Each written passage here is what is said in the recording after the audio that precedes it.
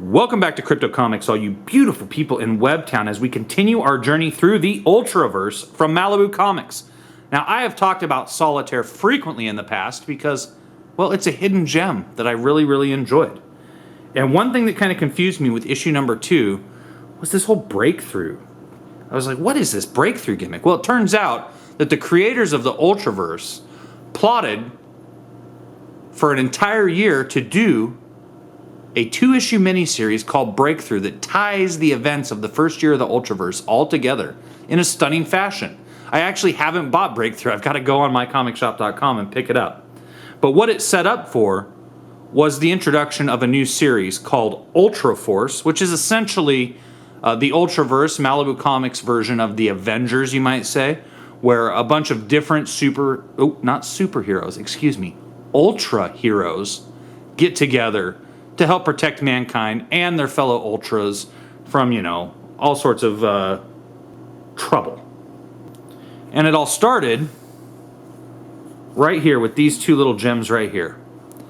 These are a couple little mini comics that were released in Wizard.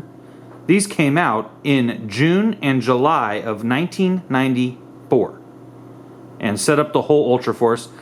These issue 0A and 0B actually lead into Ultraforce issue number 1.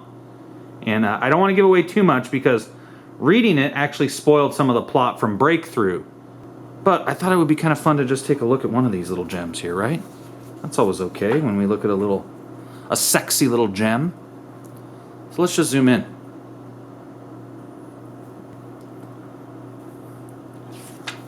So it essentially starts, they get a good little backstory right here. This is by Chris Ulm, editor-in-chief at the Ultraforce. I'm a nut for team books. It started with the first comic book I ever read, Fantastic Four Annual Number 1 by Stan Lee and Jack Kirby. I love the interplay between these superhuman characters with feet of clay, the sarcastic banter, the disguised affection, the all-out action, the fantastic settings, and bizarre villains. Others followed. First the Avengers, then the Defenders, then the Justice League. Remember those great crossovers with the Justice Society? And so it went, one new book after another. From the Legion of Superheroes to John Byrne's Next Men, I've read them all. Next Men. I collected Next Men when I was a kid, until it had graphic, full frontal male nudity in it. My father was not impressed. And Ultraforce is the best of the lot. Okay, I'm prejudiced, I admit it, but Ultraforce is the team book I always wanted to read myself. It's good to be the editor-in-chief. And he goes on to talk about, the writer Gerard Jones, who is an excellent writer. And he goes on to talk about George Perez, who is an excellent artist, one of the most renowned artists in comic book history, and how they're, going to bring amazing stuff to it. As Gerard Jones explains it, I wanted a diverse group of characters whose proximity to each other would set off sparks and help me pull together thematic content from every corner of the Ultraverse. Guess what? I think they succeed. The more of the Ultraverse I read, the more interested I am. I am going to pick up Ultraforce number 1. It essentially starts in a cemetery. And this guy and this gal are drinking this bottle of cheap wine, and he's trying to, get it on right there in the cemetery. And she's like, what are you talking about, Ryan? We're outdoors. Oh, come on, no one's going to hear us in here, babe. And all of a sudden, somebody does hear. Oh, my gosh. Zombie. Here we go. And the guy, he totally ditches her. I love this. Ryan, don't leave me. Oh, please. Oh, please. Oh, please. Oh. And she hurts her ankle, right? She slips on the bottle of wine. This is why you shouldn't drink, kids. Oh, God, please. Hey, you know where I can find a newspaper? Ha, waka. And here we have the classic George Perez, 100 characters on a single page drawing. George Perez is very well known for this. And the humans are essentially acting just like humans in the Marvel Universe act with friggin' muties. They're either worthless or they're here to help us. They're either a miracle or an abomination that are Satan's tool. And this fella here he is not happy at all. You loons want answers? Don't look for them in me. Just tell me what happened to my friends. You camera-slinging jackals. What happened to the Exiles? He was part of a team called the Exiles before whatever happened here happened to him. Is it true you came back from the dead? Are you an Ultra? What do you think of mankind's reaction to You think I give a damn about mankind after what mankind did to me? You heard him. Ultras don't give a damn about us. We've got to get them first. If you have a problem with Ultras, take it up with me. Hard case. As the most visible Ultra, do you feel Ultras should be feared or worshipped? What about the accountability of corporate-sponsored Ultras like Prototype? Hold it. How do we contain an out-of-control vigilante like Prime? I'm not... Listen. Were Ultras behind this morning's attack on the Naval Weapons Station? What does it mean to humanity if this Ultra really returned from the great... Cut it. Cut it. I'm just an actor with Ultra powers, as you people call them. Most Ultras are trying to do the right thing. But we're not accountable for each other. Damn Skippy we ain't.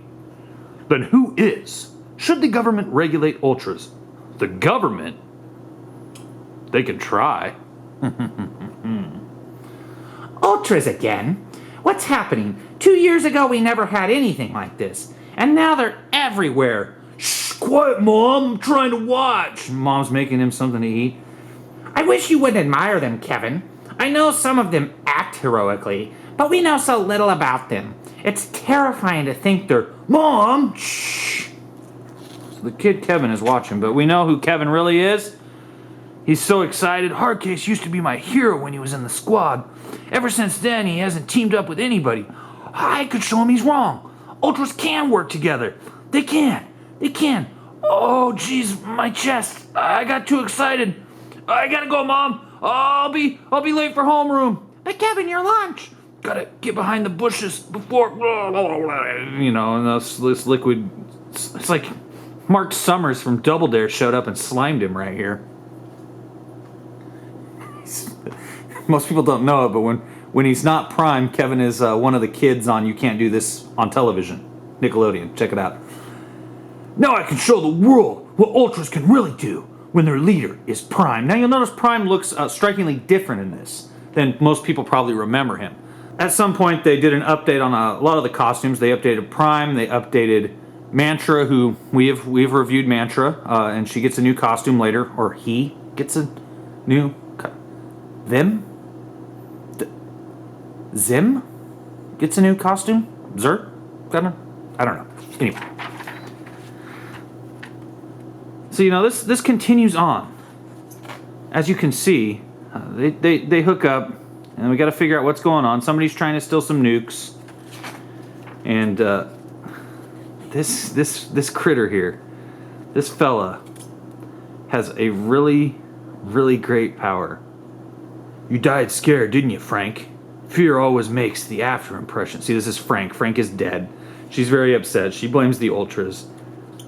And our boy here said, you died scared, didn't you, Frank? Fear always makes the after impression so vivid. I know the peace ends the fear, Frank, but I've got to disturb your peace for a minute. Sorry. He touches them. Ultras. Frank! You can't touch him, ma'am. But he's alive. No, ma'am. I don't think so. Huge Ultras. So horrible. I have to see the Ultras, Frank. I have to bring out an image. Yes, it's him. He called himself Attalon. He came from the fires beneath the earth to still our nuclear warheads. Interestingly enough, Attalon is featured in Solitaire, and nuclear warheads being stolen are also featured in Solitaire. So what they're doing here is really quite good, you know. Most crossovers in comic books are BS. Oh, and there's Ultraforce #1, available this August. This was 1994. Most crossovers are absolute BS. They're there just to make money.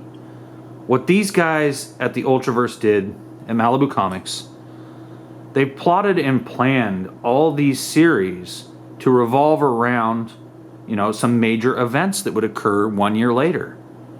And all of this is tying together in a nice little bow. It's actually kind of remarkable to see them execute this so seamlessly. Really remarkable to see a group of writers in a comic book company worked so hard to create something that they were hoping would last and would make a good impression on comic book readers. Unfortunately, they just didn't have the wherewithal, and Marvel gobbled them up, and we've never seen any of these characters since, which is a shame, because what they did the first, year and a half of the Ultraverse is pretty amazing, actually. I cannot, off the top of my head, think of another comic book crossover that actually took this much time lacing a backstory together throughout multiple issues of multiple titles that would all come together seamlessly a year in the future. Infinity Gauntlet, no, dude, it's just there to sell comic books. Infinity War, just there to sell comic books. I've seen this so many times from Marvel. It's like every year they do a crossover that's totally trash. And like all you really need are like 8 issues of the 40 issues they're trying to get you to buy. It pisses me off, to be honest, because when I was a kid, I tried to collect these huge crossovers from Marvel.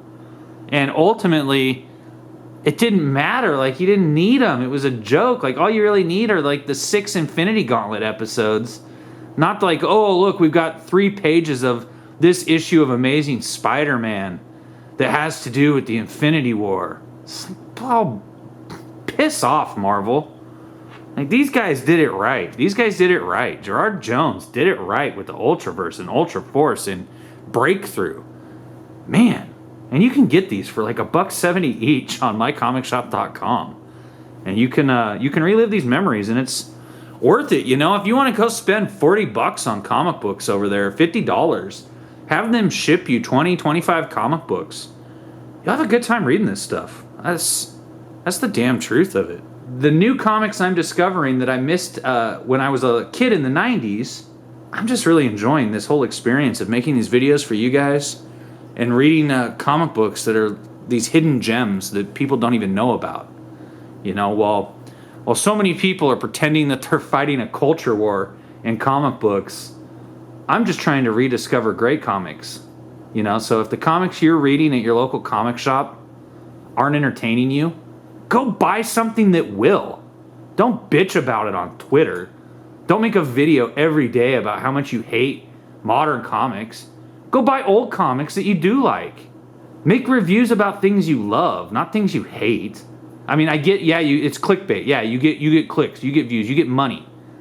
And you fans who watch these videos, like you're getting sucked into this web. These people, they don't really give a shit, bro. They don't give a shit if these comics are good or bad. What they give a shit about is you clicking on the video and watching the whole thing so that they can make some YouTube money. That's all they really care about. Read comics you like. Read comics. Period. That's all I gotta say. Crypto out.